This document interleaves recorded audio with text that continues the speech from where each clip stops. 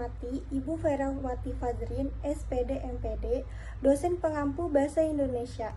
Perkenalkan, nama saya Rika dari kelas 6C dengan NIM 2206010055 untuk mempresentasikan proposal penelitian saya yang berjudul Pengaruh Pelatihan dan Pengembangan Karyawan terhadap Kinerja Pegawai Pemerintah di Kota Tangerang. Selanjutnya di sini ada pokok pembahasan. Yang pertama yaitu ada pendahuluan, kajian pusaka, dan metode penelitian. Latar belakang. Pelatihan dan pengembangan sumber daya manusia berperan penting dalam meningkatkan kinerja pegawai, terutama di instansi pemerintahan. Di awal tahun 2025, pemerintah Kota Tangerang mencatat ekspor sebesar USD 3,6 miliar, mencerminkan kinerja pemerintahan yang positif menurut Rizky tahun 2025. Namun dari 3.455 tenaga harian lepas yang ikut seleksi pegawai pemerintah dengan perjanjian kerja atau yang disebut PPPK, hanya 1.669 yang lolos. Kegiatan ini memunculkan dugaan bahwa pelatihan belum berjalan efektif menurut Susanto 2025. Identifikasi masalah. Tingginya angka kegagalan tenaga harian lepas dalam seleksi pegawai pemerintah dengan perjanjian kerja PPPK meskipun jumlah formasi tersedia cukup besar.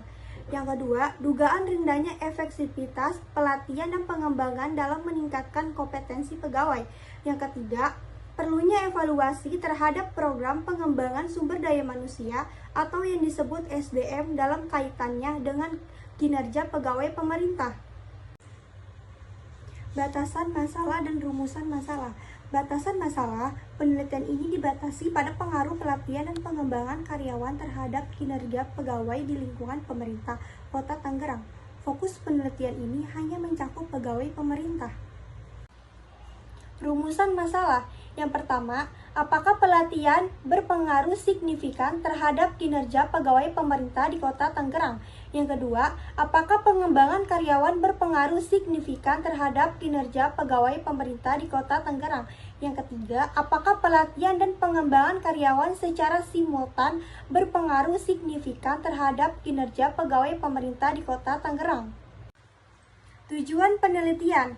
Yang pertama, untuk menganalisis pengaruh pelatihan terhadap kinerja pegawai pemerintah di Kota Tangerang. Yang kedua, untuk menganalisis pengaruh pengembangan karyawan terhadap kinerja pegawai pemerintah di Kota Tangerang. Ketiga, untuk menguji pengaruh pelatihan dan pengembangan karyawan secara simultan terhadap kinerja pegawai pemerintah di Kota Tangerang.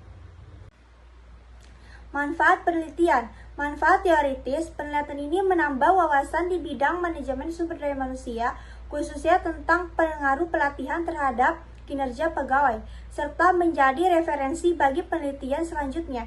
Manfaat praktis, membantu pemerintah Kota Tangerang dalam meningkatkan efektivitas pelatihan pegawai, bagi pegawai meningkatkan kesadaran pentingnya pelatihan dan berdampak pada kualitas layanan publik. Landasan teori yang pertama, manfaat sumber daya manusia adalah seni dan ilmu komputer tenaga kerja secara efektif untuk mencapai tujuan bersama menurut Sujiptono tahun 2022. Yang kedua, kinerja karyawan adalah untuk mencerminkan hasil kerja berdasarkan kualitas dan kuantitas dalam periode tertentu menurut Zelulen tahun 2020. Yang ketiga, pelatihan adalah untuk meningkatkan kinerja dan kesiapan karyawan dalam menerima tanggung jawab dan jenjang karir menurut Atyani dan Dewi tahun 2019. Yang terakhir, pengembangan karyawan adalah bertujuan meningkatkan kemampuan melalui pendidikan dan pelatihan sesuai kebutuhan kerja menurut Hasibun tahun 2019. Indikator kinerja karyawan menurut Soleman tahun 2020. Yang pertama, faktor eksternal. Yang kedua, faktor internal. Yang ketiga, aspek psikologis. Pelatihan menurut Nurdin tahun 2020. Yang pertama, tujuan penelitian. Yang kedua, materi pelatihan. Yang ketiga, metode. Yang keempat, peserta. Yang kelima, kualifikasi pelatih.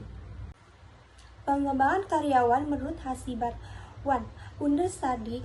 2. Job rotation and planning progression. 3. Costing and controlling. 4. Junior Board Executive of Multi-Management. 5. Community Achievement. 6. Business Games. Penelitian relevan. Terdapat beberapa penelitian relevan yang menunjukkan hasil beragam. Hal ini menjadi landasan penting bagi penelitian untuk mengkaji lebih lanjut dalam konteks instansi pemerintah daerah. Kerangka pemikiran. H1. Terdapat pengaruh secara parsial pelatihan terhadap kinerja pegawai pada pemerintah di Kota Tangerang. H2. Terdapat pengaruh secara parsial pengembangan karyawan terhadap kinerja pegawai pada pemerintah di Kota Tangerang. H3. Terdapat pengaruh secara simultan pelatihan dan pengembangan karyawan terhadap kinerja pegawai pada pemerintah di Kota Tangerang. Hipotesis penelitian. H1. Ada pengaruh pelatihan terhadap kinerja pegawai pada pemerintah di Kota Tangerang. H2. Ada pengaruh pengembangan karyawan terhadap kinerja pegawai pada pemerintah di Kota Tangerang. H3. Ada pengaruh pelatihan dan pengembangan karyawan terhadap kinerja pegawai pada pemerintah di Kota Tangerang. Metode penelitian. Jenis penelitian. Penelitian ini menggunakan jenis kuantitatif dengan pendekatan positivisme, di mana data dikumpulkan melalui kuesioner dan dianalisis statistik untuk menguji hipotesis yang telah ditetapkan.